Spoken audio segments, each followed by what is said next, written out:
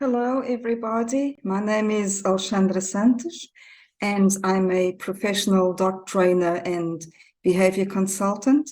I'm very excited to present for a doctoral again. It's always a pleasure to do so.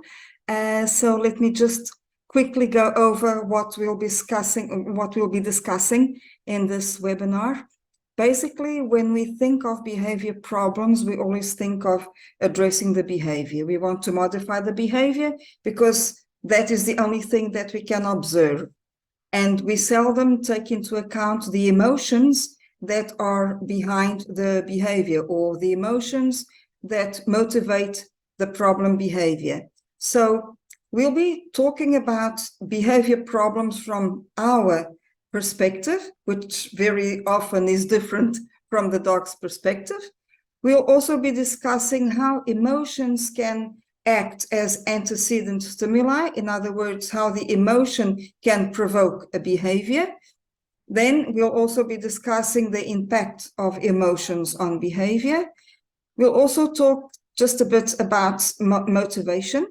And we'll also reinforce the idea that operant behavior is much more than its history of reinforcement and punishment. In other words, we always think in terms of dogs doing more of what is reinforced and doing less of what is punished.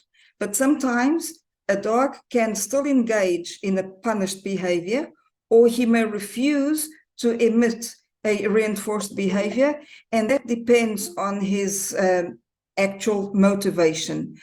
Then we will get into some classical conditioning or classical behavior modification techniques, such as classical extinction, reinstatement of an extinguished response, renewal, and spontaneous recovery, which are just a few phenomena that happen with classical extinction. Then we'll also go over the various ways of conducting counter-conditioning, and we'll also be addressing systematic desensitization.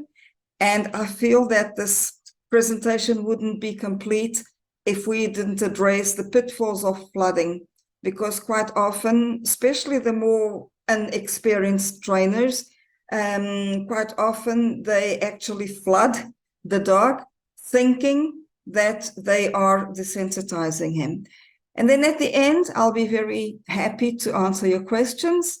So I hope to see you soon, and I hope you will enjoy this webinar.